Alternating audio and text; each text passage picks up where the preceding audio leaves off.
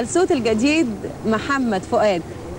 أول بدايتك كانت مع اللون السريع الخفيف، يا ترى ده كان اختيارك ولا لقيت اللحن اللي عجبك، ولا لأن الوقت ده كان كل اللي طالعين من الشبان زمايلك مختارين خط ليهم أيضا سريع؟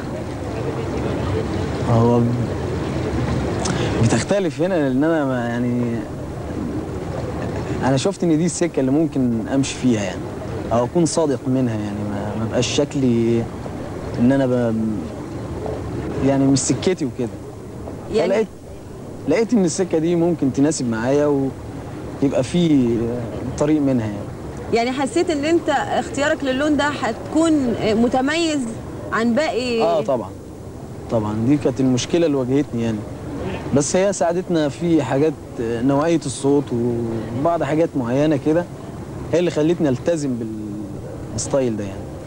بعد في السكة ويلا بينا يلا فات تقريبا حوالي سنة، ما سمعناش حاجة جديدة تانية للمطرب محمد فؤاد في مستوى الأغنيتين دول، ليه؟ هو لسه يمكن الكلام اللي أنا يعني عايز أتكلمه مع الشباب بالظبط يعني، لأن بوجه للشباب رسالة، مش بتحمل على حد تاني يعني.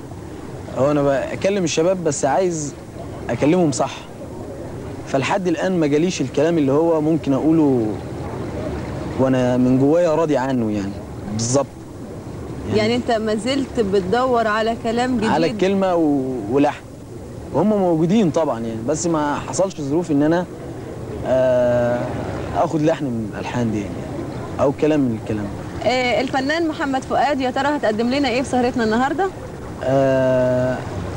اغنيه اسمها الحظ من تاليف الاستاذ عبد المنعم منتصر والحان محمد هلال.